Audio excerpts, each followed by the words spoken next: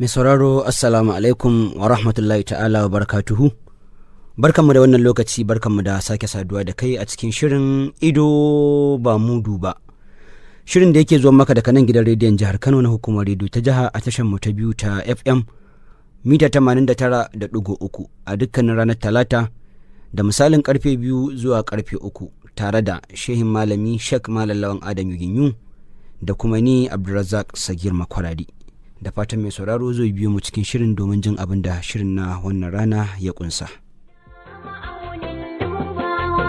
Sannan dole a duba hali don zaunawa, hali zanen dutse abokin kullawa, hali babbar riga da take birgewa, dole a yi kulawa wajen zazzabowa. Idan mai sauraro yana biye da mu a shirye-shiryenmu da suka gabata, an ji mu tare da shehin malami Sheikh Malam Lawan Adam Yuginyu, inda Malam yake mana bayani akan irin abubuwa da ya kamata a yi duba wurin zaɓin abokin zama, wato abokin aure kenan miji ko kuma mata, da kuma dalilan da suke sawa a yi zaɓi, wanda kuma har yanzu muna kan wannan zaɓi, inda dai in mai sauraro yana biye da mu a shirinmu da ya gabata, an ji irin yadda muka yi duba akan halaye ko kuma ɗabi'u da ake duba wajen zaɓar abokin zama, wanda ɗabi'un nan ko kuma waɗannan halaye kamar yadda malam ya ambata masana sai kasa su gida 5. Akwai sahihin mutum, akwai miskilin mutum, akwai makirin mutum, akwai kuma Kidawumin mutum, gida 4 kenan, wanda kuma kowanne an faɗa mana irin siffar shi, wanda a yau in Allah yadda za a ji mu kuma da alakar kowanne da ɗan uwansa a wurin zamantakewa. Akramakallah, mune maka barka da shigowa wannan fili na ido ba mudu ba. Masha Allah, Malam Abdulrazak. Assalamu alaikum wa rahmatullahi ta'ala wa barakatuh. Wa alaikum assalam wa rahmatullahi ta'ala wa barakatuh. Allah gabata malam, a shirin da ya gabata gaskiya ne an mana bayanin dukkanin waɗannan siffofi ko kuma waɗannan halaye ɗaya bayan ɗaya, da kuma irin yadda za a gane mai wannan hali haka, da kuma irin yadda ma ya kamata a zauna da shi. gaskiya ne. To in Allah yadda a yau za mu duba ne akan alakar kowane yanayi da ɗan uwansa, ma'ana an ce to in an haɗu da sahihin mutum da makiri ya zaman zai kasance kuma ya kamata a yi. Wannan shine abin da za mu duba a cikin shirin na wannan rana. To Allah ya samu dace. Akramakallah. To dama Malam Abdulrazak, ai da muke magana halayya, Na'am. dama muna maganar mu'amala ne. Na'am. Ka san mu a nazari na wannan zaman na ɗabi'u, na ta'adu, kai ɗabi'a daban halayya daban. Akramakallah. Ita halayya su ne ta'adu wanda kake bayyanar da su ta hanyar mu'amala da wani. Na'am. Ita kuma ɗabi'a ita ce ta'ada ta kanka, wacce kai kaɗai ta shafa, wacce za a iya ganin ka ta tare da kai. Wannan kuma an shiga mu'amala da kai tafi bayyana, ita ce halayya, ita ce muka yi bayani a kanta. Akramakallah. Aka kasa sahihai, miskilai, makirai, kidahumai. Allah ya samu dace. Amin ya Allah. Kuma mun yi bayani cewa su sahihan mutane kaifi ɗaya ne. So da a zamantakewa ko mu'amala ko hulɗa ko abota ko ƙawanci, idan sahihin mutum ya haɗu da sahihin mutum, to amintaka ce take shiga. Na'am. Saboda dalili, saboda tunaninsu iri ɗaya ne, ra'ayinsu iri ɗaya ne, kowa yadda yake so haka ɗan uwansa zai mishi. Shi wannan yana son a yi masa bayani, wannan ma mai bayani ne, wannan baya son rufa shi ma wannan baya so. To kaga wannan ne yake sa sai su tafiyarsa sai ta kyau. Kuma kowace alaka aka gina ta akan haka tana daɗewa. Saboda me? Saboda da wato samun muwafaka da aka yi na daidaito na hali yana ba da wannan. Shine kamar in sahihi ya haɗu da sahihi, makiri ya haɗu da makiri, kidahumi ya haɗu da kidahuma ko kidahumi, miskili ya haɗu da miskili, tafiya tana kyau. Amma shi sahihin mutum, ka san wanda ya fi burge shi? Akramakallah. Burge shi babu wanda yake burge shi kamar wato makiri. Makiri yana burge shi saboda ka san shi abin da yake burge dan adam, mutumin da yake abin da ba za ka iya ba. To yana burge ka. Amma fan aka zo kuma aka zauna kamar wajen neman aure ne, da yawan mutane shi wannan abin da yake burge su shi yake jawo su yi, amma aka zo kuma zaman ba zai ba. kana muna tare mana da ken dan maciji kenan. Yawwa bi ma'ana shi dan adam kullun aka san sai yana burge shi. Idan mutum yana da fada to in ya ga mutum bai da faɗa sai ringa burge shi wannan komai maka yi ma zai iya hakuri. Amma kuma in aka zauna kuma sai a aka gane kuma ba haka bane. tafi a zama kuma ba za su tafi daidai ba. Idan mutum yana da hakuri, idan ya ga wanda ba shi da hakuri akan abu sai ringa burge shi kaga wannan shi komai aka yi zai rama sai ringa amma aka je zama kuma ba abokan zama bane. Saboda sahihi wannan yana burge shi, Makiri yana burge shi saboda salo da iya taku da iya bin abu daki-daki. Miskili yana burge shi saboda rashin daukan mataki da gaggawa da jinkiri da rakawa. A ka fahimta? Kidahumi zai iya burge shi, zai iya fusatar da shi.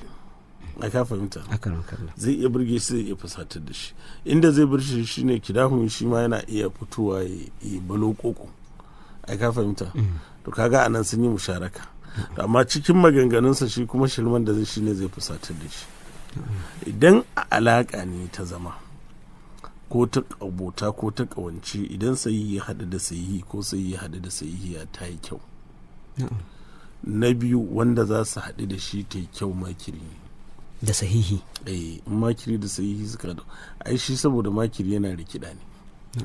Ka gani zai iya kallon sahihi da duk matakan da yake bi da shi yadda yake so domin ya cimma wata manufa ta kawai a zauna lafiya ko a cimma manufa ko kuma don a zauna lafiya ko kuma don yana ƙaunar shi sai iya taku ta yadda wannan duk hargagi da fada da wannan ba zai ɗaɗa shi da ƙasa ba.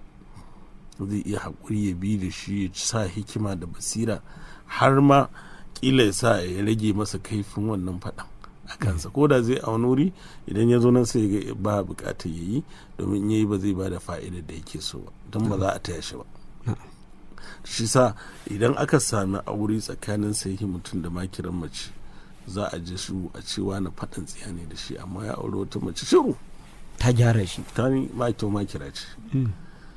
Wanda in suka haɗu ba za ta kyau ba sai an wargaje ko kuma sai an rabu ko kuma a yi zaman doya da manja idan sahihi ya zauna da miskili.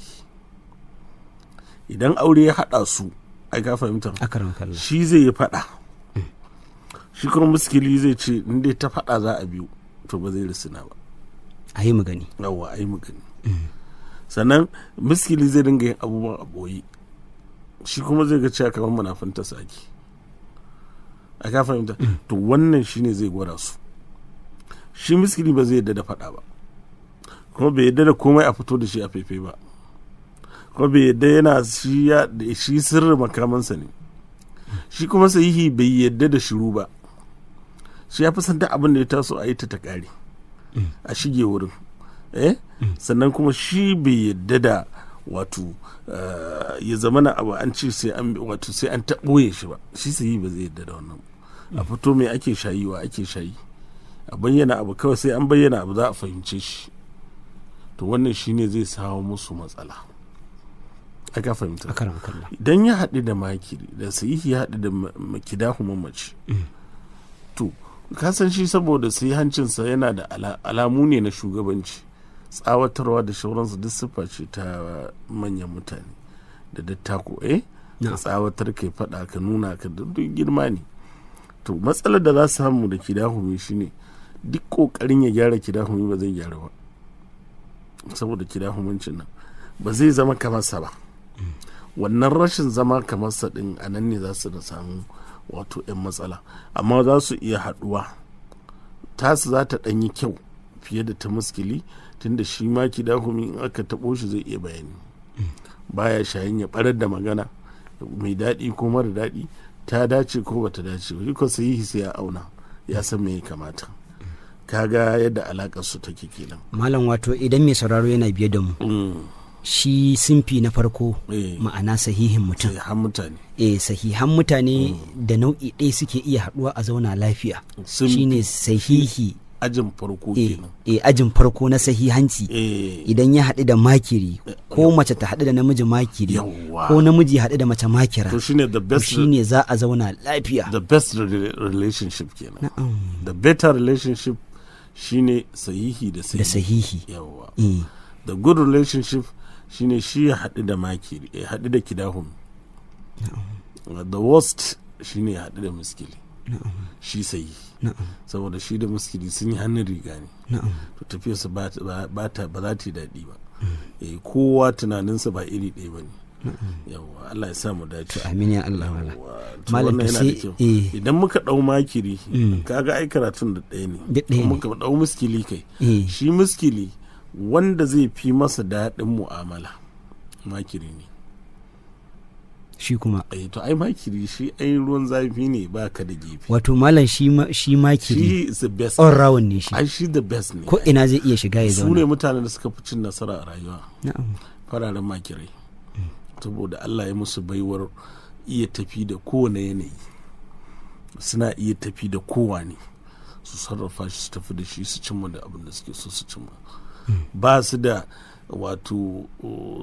wato bayyana kai irin ta sahihi ba su da nokewa irin ta muskili ka fahimta su in suka zo yanayi kallonsa suke sai su ga wani taku za su yi a ciki sai an auna yawwa in ka kirga mutanen da suka yi a kowane fil na rayuwa idan ka saboda shi makiri ai wannan baiwar da Allah ta sa yana da juriya yana jure matsaloli yana iya haƙuri yana iya rakawa yana iya raino yana iya bi a hankali ya ci magaci in a danna ne zai iya dannawa in sun magana ake zai iya magana in shiru ake so zai iya shiru to wannan ta ba shi baiwa shi sa na gaya ma a nazari na wannan ake ce wannan magana da ake ce behind any successful man there must be a woman to ba kowace mace bace makira faran makira duk wanda yake tare da ita to ya tafi duk matar da ta samu farin makiri za ta zauna lafiya za ta ji daɗin aure za ta yi abubuwa da yawa domin ya iya ɗaga kafa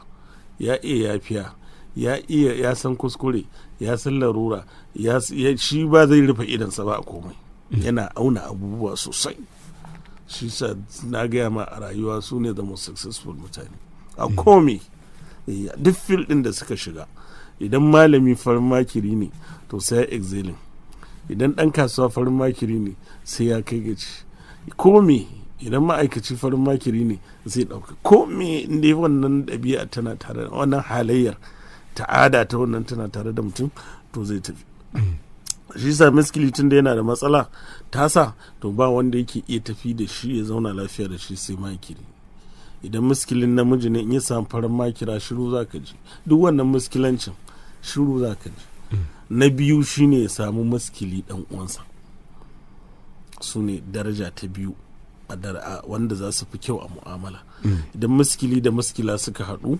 zaman zai daɗi ka fahimta saboda kad na san kad ne kowa abin da baya so a yi masa ba zai ba sannan kuma an masa abin da halinsa ne to zai ɗauka saboda ya san shi ma zai yi kamar karin magana da bahaushe ke cewa sata gidan barawo yawwa to suna zama kala daya to su ne na biyu na uku da muskili zai iya zama da shi shine kidahumi shine na uku abinda sa kidahumi zai zama muskili ya dan ji daɗin zama da fiye da sahihi saboda shirmansa ba zai dame shi ba zai iya sarrafa shi kuma zai watsar da shi watsarwar ta tasiri saboda kidahumancin shi amma shi sahihi ai ba zai yadda a watsar da shi ba shi sa suka yi nisa da juna haka idan mutum makiri ne ko makirai su wanda za su fi jin daɗin zama da su a cikin waɗannan gaba ɗaya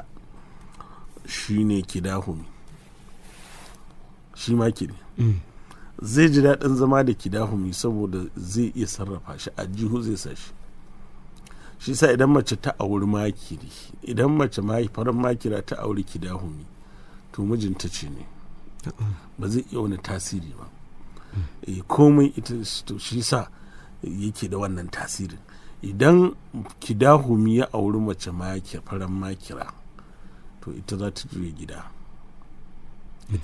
gida idan kidahumi a farin makira ta auri kidahumi ita za ta juya gida ita za ta yi komai saboda shi ba zai iya ba zai ringa da kansa ma zai sallama mata haka na kuma in ita ce ita ma kidahumi shi farin makira haka ita za ta yi tasiri Allah ya samu ba yana nufin su kidahumai ba su da wani tasiri ba akwai fagen da su kan su ma sun fi tasiri a nan duk abin da aka ɗauko shi ba tare da tsari da gudanar da shi a yadda ya kamata ba, don ana son a yi nasara a saki da humai su jagoranci abu. Allah ga wata mala. Mana tsab za a yi nasara. Duk abin da za a yi shi isa ake cewa mai aiki ba shi yake cewa mai ake ce kowace ƙwara akwai abokin burminta. Akwai abin da waɗannan fararen wannan kidahuman su za su fi kowa nasara an suka shigo cikin shi.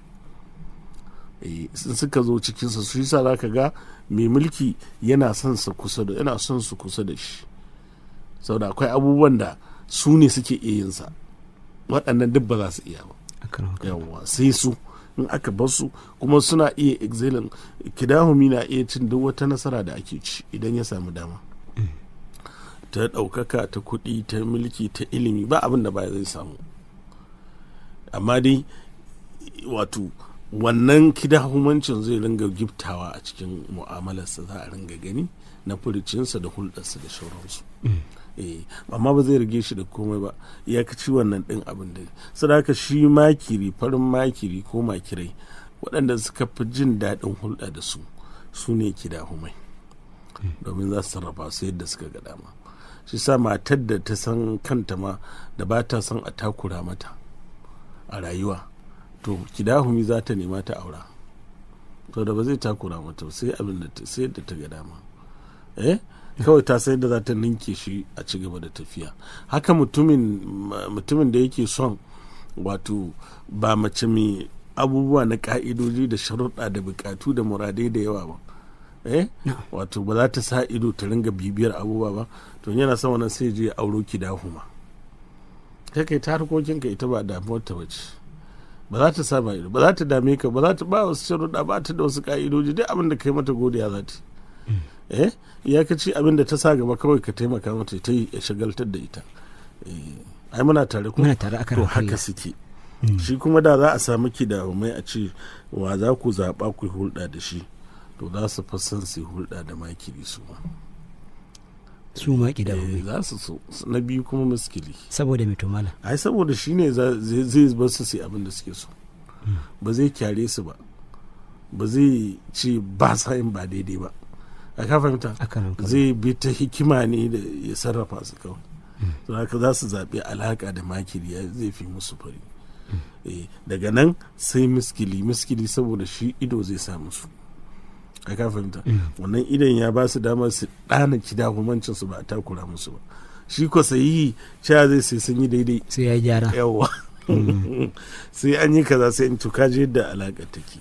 Allah ya sa ma dace. To amin ya Allah. Abinda zamu ƙara kawai Abdulrahman kai wannan shine shi yadda za a fi daɗa gane wato shi sahihi da miskili da makiri ta fuska uku ne.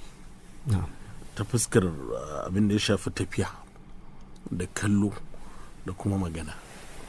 Su ne makamai mafi daraja wanda za ka iya gano su da wuri, ko da ba a yi wata mu'amala ba, ko ba ka yi mu'amala ba, inda za ka haɗu da waɗannan abubuwan za ka iya sanin su, za ka iya ɗan gano su kafin shiga mu'amala. In aka shiga mu'amala kuma mu'amala ta tabbatar maka da ganewa ka ta tabbata ko ba ta tabbata ba.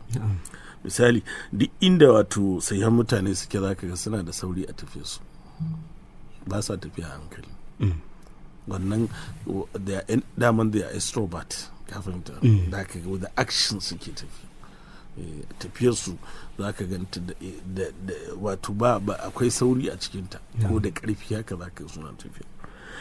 Inda ka samu miskili yana tafiya za ka ga shi kuma yana tafiya ne, inda miskili ne cikin tafiyarsa za ka ga yana tafiya ne cikin kamar yana kunya-kunya, kamar wani yana tafiya da wani yannan ɗan taka tsantsan, yawwa haka, yana ɗan raɗe, yawwa ɗan mai ake cewa irin hausan nan ta bahaushe, yana ɗari-ɗari, za ka ga tafiyarsa cikin ɗari-ɗari. Shi kuma makiri duk inda yake in ka dube shi cikin tafiyarsa za ka ga yana tafiya ne cikin salo, taka tsantsan. In ka ga tafiya mutum ya cika taka tsantsan ko mace ta makiri ne, suna da taka tsantsan. Ko a tafiya sai ka hango akwai taka tsantsan a cikin tafiya. Allah ya sa mu dace. Amin ya Allah. Wannan kuma ko da fa mutum akan abin hawa yake zaka iya gani. Akara. Da yadda wacce zai. Da yadda wannan zai garo ma tuki da wannan. Yawwa. Zaka dauka. To ana gane su. Shi kuma kidahumi zaka zai yi abin sa ne ba tare da wani tsari ba kawai. Tafiyarsa zaka ga ba tsari a cikin ta. To alama ce ta kidahumanci.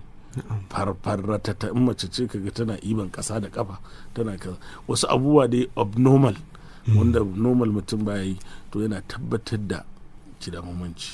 Tana tafiya raga-zaraga haka to duk wannan yana nuna kidahumanci ne. Bangaren tafiya ke da malam idan muka koma kallo duk inda sahihi yake zaka ga yana kallon abu kai tsaye ko da ka je wajen taro in ana wani abu in ka ga wanda ya kurawa abin da ake ido to ci ne sahihin mutum yawa don zai kura ido ya sa kamar idansa zai magana da abin gaba ɗaya hankalin shi zai bayar a wurin kalmar kenan saboda shi kaifi ɗaya ne gaba ɗaya zai ba da hankalinsa inda idan muskili ne kuma sai ka ga yana ƙoƙarin baya son ma a ga yana kallon abu yawanci za ka ga sun fi kai kansu ƙasa su kalli ƙaran ana abu ma sai ka ga su a haka suke sun kwantar da kansu.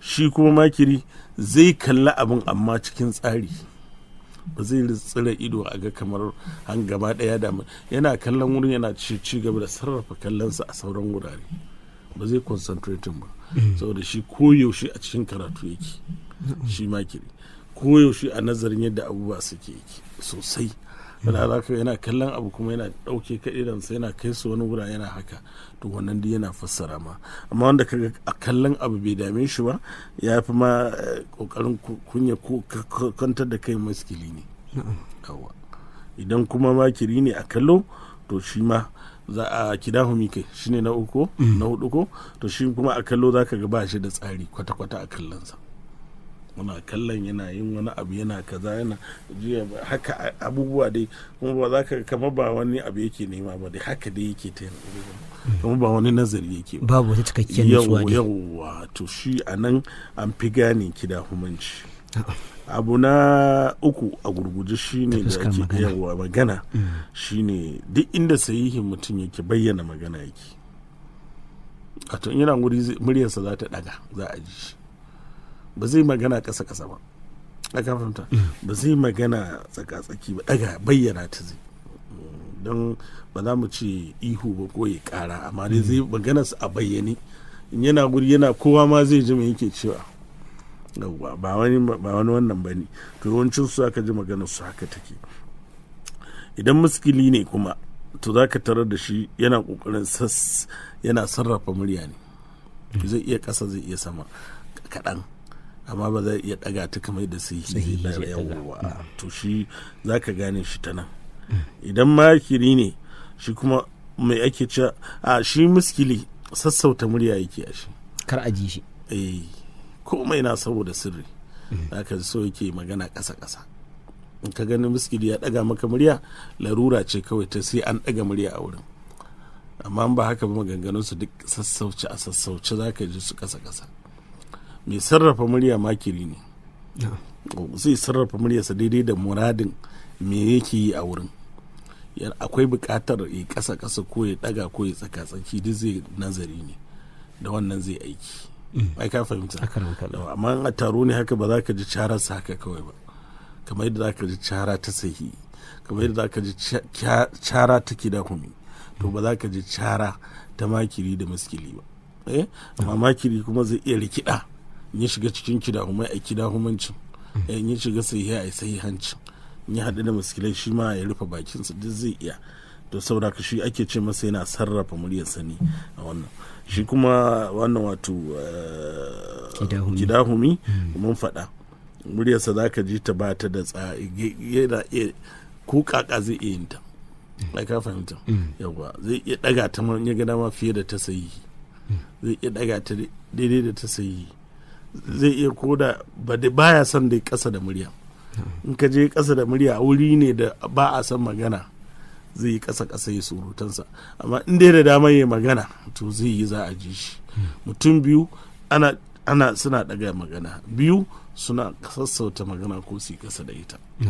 To akwai biyu suna da sauri, biyu ba su da sauri a tafiya. Biyu kallon su kai tsaye ne, biyu ɗaya yana iya kwantar da kansa kamar ba kallo yake ba, ɗayan kuma zai iya sarrafa kallonsa, yana kallo yana wani abu. Waɗannan duka suna iya ba da dama a fahimci mutane ta fuskacin mu'amala a bangaren halayya. Mai sauraro kana tare da mu da kanan gidan rediyon jihar Kano na hukumar rediyo ta jiha a tashar ta biyu ta FM mita 89.3 a cikin shirin ido ba mudu ba, shirin da yake duba kan zamantakewa da tsari na aure musamman ga al'ummar kasar Hausa, duba da tsari na shari'ar musulunci. Kuma mun tare da Malam Lawan Adam Ginu, inda a wannan rana Malam yake mana bayani kan hanyoyi da za a gane wasu siffofi da aka ambata a shirin da ya gabata na halayya ta mutane ko kuma zaɓin abokin zama na auratayya, kama da kan miji ko kuma kan mata. Za mu je hutun takaitaccen lokaci, wanda kuma mun dawo insha Allah za mu ɗora a inda muka tsaya.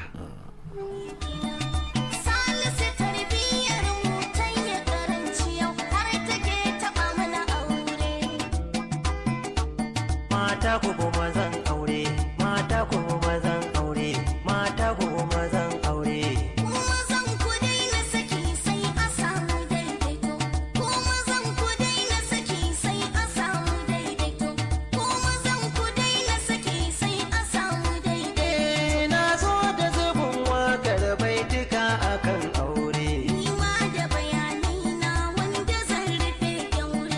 Sabai cikin innai kar su zama shararre. Sakatan kuma za kan samu tuwon saman. Ai kai kun fi biye wallahi bishi ya samu kan sare. Sakacin da kuke ya wuce namu dan mutan gandu. Mata ku mazan aure. Ku mazan ku daina saki sai a samu daidai. Ai babbar matsalar mata yaudarar rashin kunya. A'a ku ne kuka koyar mu dan kuna yawan ƙarya. Wannan kwaɗayi kan sa ba ku duba tarbiyya. Wani zanga da tarbiyyar sai a ranka jayayya. Inda ya ka ta faru an yi babu soyayya. Wani zanga da soyayyar sai a dinga yin kuka. Mata ku mazan aure. Ku mazan ku daina saki sai a samu daidaito. Wasu in suka zo aure dukiya suke kallo. Wasu in suka zo aure kin sufa suke kallo. Wasu in suka zo aure hankali suke kallo. Wasu in suka zo aure nasaba suke kallo. Wasu in suka zo aure addini suke kallo. Wasu ko sha'awa kan saba da sun yi hange ba. Mata ku mazan. Wannan shine babban makasudin wannan shiri, domin a ankarar da mutane wurin abin da ya kamata a hanga kuma a duba gurin neman abokin zamantakewa. Barkanmu da dawowa daga hutun takaitaccen lokaci a cikin shirinmu na ido ba mudu ba. Akramakallah. Masha Allah. Abin da Mun ji akramakallah. Mun ji a bayanai na su waɗannan nau'ika na halayyar mutane da kuma irin yadda za a gane su tare da alakar kowanne a wajen zamantakewa. Idan wannan ya haɗu da wannan ga yadda zamantakewa ake hangen za ta kasance. To akramakallah, a wasu lokuta ba a iya gano irin waɗannan abubuwa ko da an bayyana su yanzu, amma wasu tuni an riga an shiga kuma ba a gano waɗannan ɗabi'u ba, watakila sai yanzu za a gane. ake ji. Akramakallah, to idan an gano irin wannan halayya akwai hanyoyin da ya kamata a bi a ɗan yi gyara domin a samu zaman lafiya. Ai duniya Malam Abdulrazak, ai duk abin da ka san shi akramakallah to yana da daɗi ka iya zama da shi da matsalarsa. Na'am. Ko da daidaitinsa ko da alfanunsa ko da alkhairinsa. Abin da ya fi wahalar da ɗan adam shine abin da ya jahilta. Saboda in yi misali, in yanzu ka san na san halin sahihan mutane, to dan sahihi wani abu ba zan damu ba, zan ce ai halinsa ne. Amma ban sani ba sai in ce wannan wulakanci ne, cin mutunci ne, tozarci ne, ka fahimta? Saboda ban san cewa haka su suke ba. kana muna tare ko to kaga amfanin shi ne kaddara yanzu wanne ne ba za su haɗu sosai ba, sahihi da miskili. Yanzu kila wani yana nan sahihi ne ya aure miskila, suna nan suna ta kai ruwa rana. Shi yana siya lankwasa ta, tana ba zan lankwasa ba. Shi yana siya nuna mulki, tana ba mu ake mulka ba. To kaga yanzu da ya ji wannan bayanin, kawai sai ya canza taku ne. Yawwa sai ya canza takun da zai canza ce to na san dai miskila ce, saboda haka ba diran mata zan ringa ba, duk da na san ina da faɗa. In yi faɗan sai ya zo ya ce to ki haƙuri, na san halina ne kawai, ni ban faɗa ba zan huce ba, ki yi haƙuri amma dai da Allah ki gyara kaza da kaza. Za ta gyara, za ta canza, za ta yi abin da yake so. Amma fa lokacin da yake wannan balokokon da faɗan a zuciya ta kawai cewa za ta take ai sai ka yi faɗan ya sa ai ma wanda za ta ce kenan faɗan ya sa ai maka, haka zai gama kuma ta ƙeƙa shi. Ba za ta yi wannan ba. Amma yanzu da ya gano in ya zo ya balokoko ya huce sai ya zo kuma sai magana, shi kenan sarrafa ta zai kuma za a tafi. Ya kaci ita ko abin da za ta koya haƙuri da faɗa tun da halinsa ne, haƙuri da in ya gani ba zai bari ba, idansa inda ya gani sai magana, haƙuri da duk abin da yake damunsa a zuciyarsa zai zo ya fitar miki, to sai ki haƙuri ki ce haka Allah ya shi. Yawa sai ki kalle shi da wasu baiwar da yake da ita, kila mutum ne mai addini, kila mutum ne mai kamala, kila dattijo ne, kila mutum ne mai kula da iyali, kila mutum ne mai hidima, yadda sai ki kalli waɗannan su ɗebe miki kewa, nan sai ki masa uzuri. Dama ai rayuwa kenan. Yawa sai ki masa uzuri a nan. Haka kai ma da kake zaune da miskila kana sahihi, kaga ai ba kai jira kake komai a gaya ma, komai ta zo ta maka bayani. To ita ko ba ta da lafiya in baka bibiye ta kana jikin ya me yake damun ki ba ma sai ta ɓoye. In ba ta ci abinci ba ko wani abu sai ta ɓoye. Duk wani abu za ta iya juriya ta ɗauki shi. To kaga tunda ka san da haka ba za ka ce munafunci take, boye abubuwa da sirri da take da shi, matsalar iyayenta wani abu, duk wani abu hannu kanta ma kai ma, to karka ce wannan munafunci ne, ko kuma ni baki dauke ni da muhimmanci ba, ko kuma ni baki amince mun ba kenan kina ta ka a'a, tun da ka gano haka miskilai suke, to in ta yi sai ka ce wannan miskilancin ta ne, amma bari in bata inda zan biyo in gyara mata matsalolinta. Haka ke ma in ke ce miskilar shi sahihi ne ko ke ce sahihiyar shi miskili ne, kin in ya zo ki masa bambami ya shiru kamar ba a yi ki ba, to kake ɗauka wai nasara kike, halinsa yake gwadawa. In kika kai shi bangoyi bindiga da ke ba zai juyo ba, domin su haka suke ba sa waiwaye. Za ki ga kamar kin fi karfinsa ko kin isa ko ke ce ba ke ce ba, miskilanci ne yake aiki. Saka kake yaudar kanki da wannan, sai zamana kina da taka tsantsan cewa wannan fa mutum miskili ne ke zaune da shi. Duk an zan masa abu 1000 zai iya boyewa, amma ranar da aka yi na 1001 kuma in yi bindiga ba zan iya sarrafa shi. Yawa saka sai ki taka tsantsan. Ko ba sai in kin ga ya canza kawai to ki hikima ki ba shi hakuri, ko ki nuna masa na san nayi maka ba daidai ba, domin shine mutumin da za ki je gaban su ki ce mene maka sha zai ba komai, mene maka sha zai ba komai, saboda shi a wajensa ki gano mana, shine zai gaya miki, ke ba za ki gano da kanki ba. Saboda abin da ina abu kamar da ka tambaya shine kowa ya gano da wa yake zaune. In kin gano da wa kike zaune kin ci rabin zaman lafiya da shi. Yawwa in ka gano da wa kake zaune ka ci rabin zaman lafiya da ita, tunda ka sanya za ka bi da ita, kana zaune da sanya za ki bi da shi, kana ka auri kidahuma, shirman nan da za ta duka ya haƙuri. Ka zo ka tarar da gida ba tsari, dole sai dai kai haƙuri, ba za ka iya canza ta ba.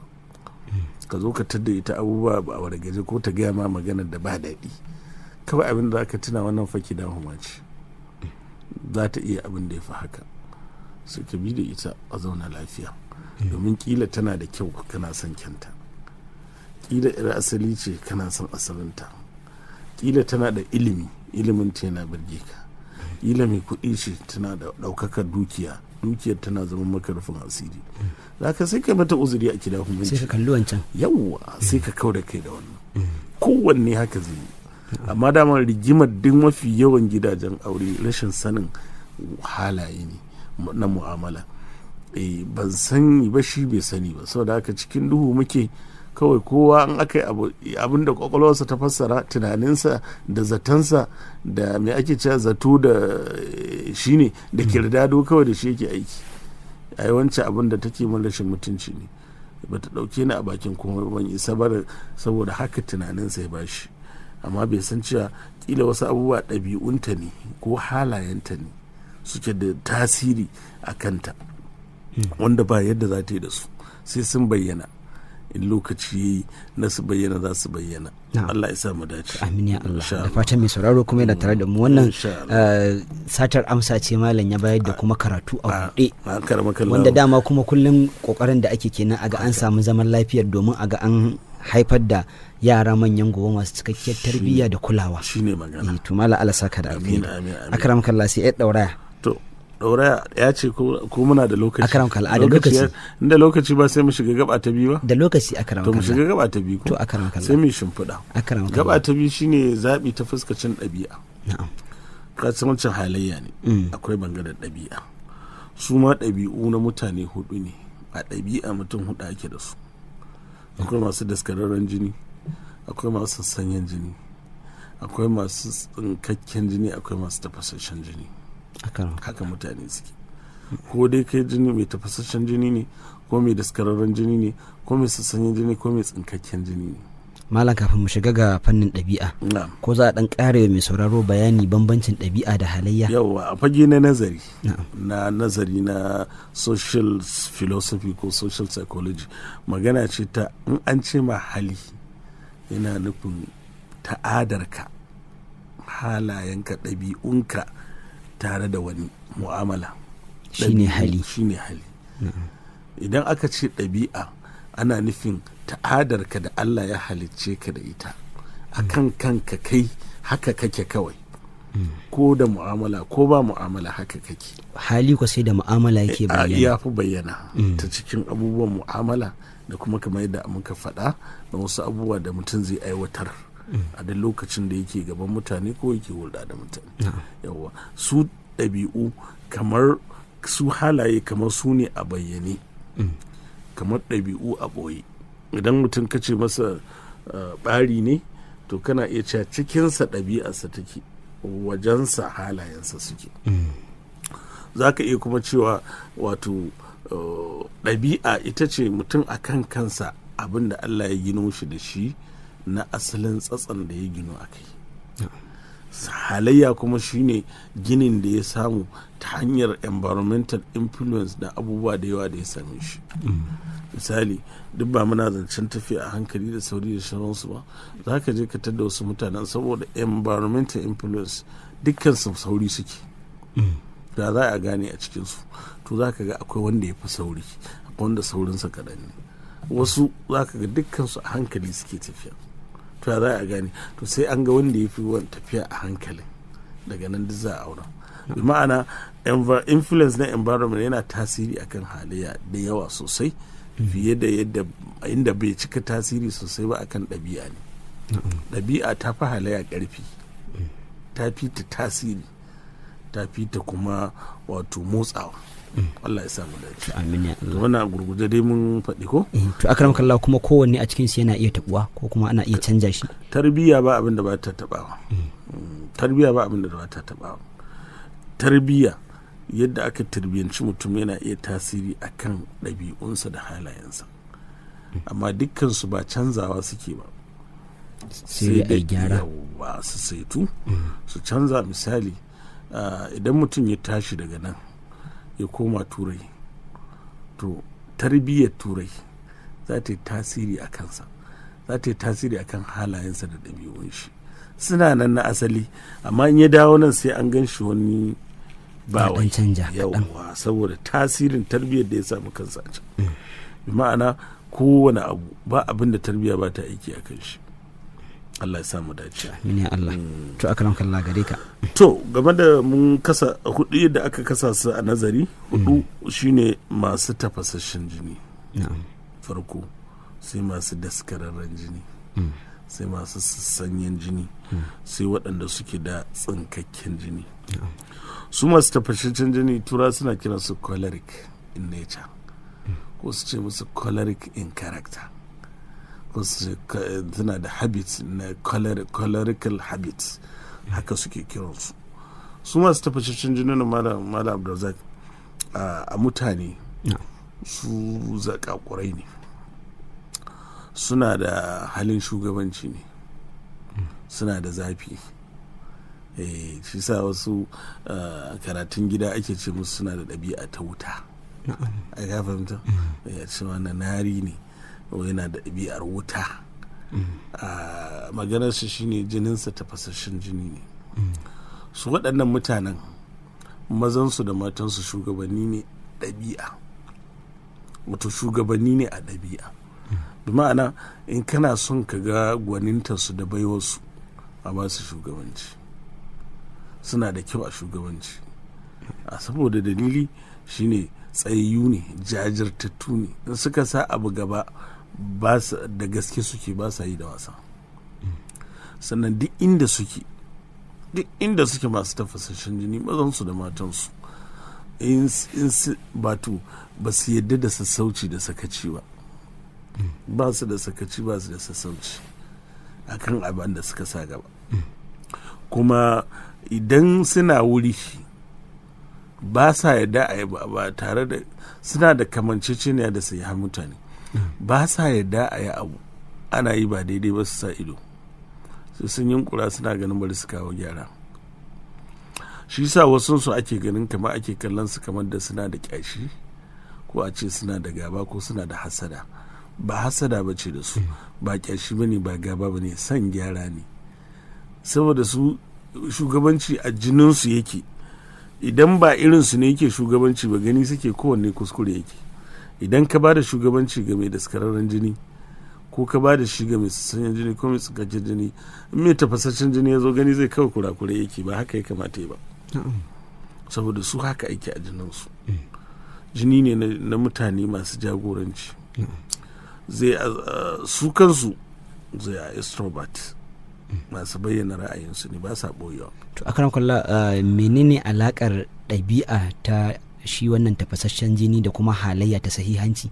Ai shi ne kamanceceniya ce kawai. Kamanceceniya ce. Ana iya samun kuma mutum ya haɗa duka biyu? Ai duk kowane mutum yana da ɗabi'a, yana da hali. Shi sa da za a samu shugaba mai tafasasshen jini kuma sahihi, to shugabancinsa kyan da zai ba kaɗan ba ne. Kyan da zai ba kaɗan ba ne. Wato in lokacin da ake son a sa ƙarfi ne, za a yi ƙarfa a yi yaƙi, a yi kaza, to ya fi dacewa da lokaci. Linan wa shiddatan. Yawwa, tsanantawa kawai, nan kaga shi sahihi da wannan tsanani ne kawai. Amma da zai zama na tafasasshen jini da shi kuma makiri ne, to shine linan wa shiddatan ta zo. Ai ka fahimta? Lini saboda makirci, shi wato mai tafasasshen jini babu wani tausasawa a lamarinsa. Ai kai tsaye ne. Kai tsaye ne su, ba su da sassauci, ba sai da duk inda mai tafasasshen jini yake, in ka ga yana murmushi da dariya kawai, ba karamin dalili ba ne. Ko da bai murtuke fuska ba, amma za ka ga fuskarsa a tsaye take kawai, ba zai ma murmushi kawai ba sai da dalili, ba zai ma dariya ba sai da dalili. To wannan tafasasshen jini da shugabanni ne, kuma ba su da sassauci akan duk abin da zai taba musu shugabancinsu. Shi sa ko mace ce aka ba ta shugabancin gidan biki, in mai tafasasshen jini ce komai sai ya tafi daidai. Ai za ta nanna kowa ne, za ta taka kowa, kuma duk abin da ta gaba daidai ba sai ta tsawatar. Haka shi ma yake yawancinsu, don ba ma bukatar kiran suna ne, da sai mu ba da misalai, amma dai haka suke, suna nasara. Inda suke su da rauninsu babban rauninsu shine duk inda mai tafasasshen jini yake, kasan abin da baya burge shi mace ba ta zama kayan gabas a hannunsa. Shi sa idan yana mulki ba a yaudararsa da mace shi, baka isa ka je da mace ka ce za ka yaudare shi ba, saboda ita ba kayan gabas wace a wajen shi, ba wata ta musamman ba ce. Kuma idan mace tana auren mai tafasasshen jini, za ta ga kamar bai damu da ita ba. To gaskiya su ba mace ce priority ɗinsu. Mulki, shugabanci, jagoranci, yin abu, su sa abu a gaba shine priority ɗinsu. Shi yasa irin su zaka ga in kina zaune da su, don mace ta sani, ta zaki ga kawai kamar ma ke ba mace bace, kamar bai damu, kamar ba kina cikin lissafin shi, amma ba ke ce priority ba. Allah ya sa mu dace. Amin ya Allah. To zaka tarar da waɗannan to yana daga cikin wannan ɗinsu. shi sa in kika aure irin su to in yace ba ni ballo ki turo min kofa ki bani zan yi wasu abubuwa ki turo ki bar shi,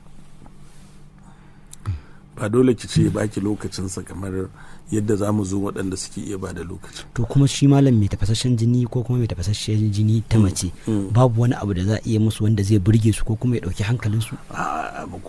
Komai ma yana burge su, ai kawai shi in kina zaune da mai tafasasshen jini kawai ki girmama shi, ranka ya daɗe, Allah ya maka kaza, Allah ya maka kaza, wannan yake so.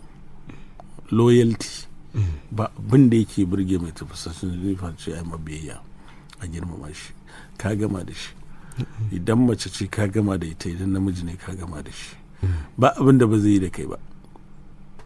Kai ka fahimta? Loyalty sun fi kowa bukatar loyalty, saboda su shugabanni ne. Shugabanci ko baya tafiya sai da biyayya da girmama. Haka suna son girma, suna son biyayya. Kuma in ka ƙi biyayya ko ka ƙi girmama wasu, ko kaiwa ne sai sun taka ka, ba za su kyale ba. Ko kaga sun kyale lokaci suke jira, amma sai sun taka mutum. To su haka suke game da abin da suka fi so kenan. In mace kina zaune da shi, fadanci ke so ki masa, ki sa shi ji shi mai ikon ne, sa masa sunaye na girma na mulki, yi masa kirari, to ki sai ki gama da shi. Ba abin da ba zai miki ba a duniya. In kana da irin wannan matar, girmama ta, karrama ta, in mata ringa mata kirari, ba abin da ba za ta yi maka ba a duniya. Allah ya samu dace. To amin ya Allah. Su haka suke a gurguje dai. To akaram kallah, ina ga malam haka za mu tsaya saura kaɗan lokacin saboda masu sauraro, kar kuma karatun ya yawa. Tun da dai karatun namu na yau yana buƙatar a nutsu a fahimce shi, saboda in kana tare da mai irin wannan ɗabi'a ka san to yaya za ka zauna da shi. In kuma dama ba a haɗu ba zaman, to ka san ya za a yi ka shirya zaman domin zaman ya kyau, da wannan shine buƙata. Mai sauraro zai iya kasancewa da mu domin tambaya, shawara ko wa gudunmawa a cikin wannan shiri akan lambar waya 0702633448, 0702633448. Kamar kullum da bakin malam yana godiya da masu kira domin fatan alkhairi. Ana buƙatar waɗanda za su kira domin ba da gudunmawa ko kuma tambaya ko neman ƙarin haske, musamman akan wannan maudu'i da ake tattaunawa a wannan rana, domin dai a ga an gudu tare an tsira tare. Assalamu alaikum. Wa alaikum assalam wa rahmatullah. Na'am. To kuma wannan layin mun rasa shi ya yanke, da fatan za a sake kiran mu a karo na biyu. Assalamu alaikum. Assalamu alaikum. Wa alaikum assalam wa rahmatullah. Da muke tare? Wa alaikum assalam wa rahmatullah. Da muke tare? Muna tare da Rahama da Akasa. To muna tare da ke malama Rahama. Ce amarya mai jiran gado kenan. To mala ya ce amarya mai jiran gado. Muna tare da ke. Yau ba na abin da ban gane ba. Na'am. Farin miskili ko farin ne? Farin makiri da bakin makiri. Farin makiri da bakin makiri. Na'am. To me ba ki gane ba? Yawa ina godiya. Me amu? Shikenan kin gane. Okay. Malam kasa an yi bayanin makiri kala biyu ne, akwai farin makiri akwai bakin makiri. To ina ji bambancin ne bata gane ba. Gaskiya ne. To shi ne farin makiri ai kullun yana tattare da alkhairi ne, da hikimar ta basira sa a cikin yin abu mai amfani yake. Bakin makiri ne yake kunshe da dafi iri-iri. Zai iya kwantar da kai, zai iya biyayya, amma ƙarshen manufarsa bata alkhairi ba ce. To Allah ya samu dace. Assalamu alaikum. Na'am, da muke tare? Barka ka dai. Alhamdulillah. To mashi. Na'am. Na ji shirin da kuke yanzu na ce wajen kiran tambaya. Na'am. Ya ake tantance kuma mai zafin jini da kuma mai fushi. Ai yanzu aka fara. Ba mu zo kansu ba. Ka tare mu a sati mai zuwa, za ka sati mai zuwa insha Allah za ka ji mu tsakanin bambanci tsakanin waɗannan ɗin da aka lissafo. Dama sun fi hudu aka lissafa. Mai tafashashen jini, mai tsinkakken jini, mai narkakken jini, mai daskararren jini. To yanzu ɗaya kawai aka ɗauka aka yi bayanin sa, mai tafashashen jini. Ragowar ukun kuma sai a mako mai zuwa Allah ya yarda za a ji mu da alaƙarsu da ƴan uwa. Muna godiya malam. assalamu alaikum. Assalamu alaikum. Wa alaikum assalam wa rahmatullahi, da muke tare? Kuna tare da Aisha da Samari, ina muku fatan alkhairi. To mu ma muna miki fatan alkhairi. Aisha, me tambaya? Malam dan Allah mijina yana saurin fushi, ya zan yi in gane. To aikin gano tun da yana da sauran fushi. Akara kalla. Kawai zai abin da kike nema ya ake zama da mai saurin fushi. Shikenan. Shine abin da zaki nema insha Allah, za a ba da lambar wayan an gama. To shikenan. To godiya muke wala. Assalamu alaikum. Assalamu alaikum. Wa alaikum assalam wa rahmatullah. Barka da haka. Barka ka dai da muke tare. Barka da zuwa. Masha Allah. Yawa sunana Mama Mawa da Hotoro. Na'am. Yan hoto da sun rike layi. Na'am. Watan kamar yadda malam ya bayani akan sahihin mutum sannan kuma mai tafashashen jini. Gaskiya na kasance duka biyu ina cikin su. Ke din? Sa'an nan kuma mijina miskilin mutum ne gaskiya. Na'am. Wani lokaci mukan dan samu dan matsala amma shi ya fahimce ni. Na'am. Ya san da yake bi da ni. Na'am. To ni din ce dai har yanzu dai na gagara fahimtar ta ya zan bi da shi. Dole ki koya kuwa. Ko za a dan ƙara mun bayani a kai. To insha Allah. Dole ki koya don kin ga ita a matsayin ta na mai tafasashin jini kuma sahihiya za ta ringa neman ta ringa karfa a rayuwarsa. Shi kuma ba zai yadda ba, shi ba a yi mara ai muskili ne, zai cije. Duk da yana sassauta miki da shauransu, kin san shi muskili haka yake, yana tara matsala ne, yana bin abu ya kau da kai kamar ana ganin ya bari ba bari ya ba. Ki maza kafin abin ya kai kurewa ya zama da kin samu bakin zaren kafin ya dau gashi ma ba za ta yi kyau ba, ke ga ki tafasashin riga sai ga shi kuma ya dau mataki. Amma tun da kika yi sa'a kila mai sassanyen jini ne muskili kina ta yi yanzu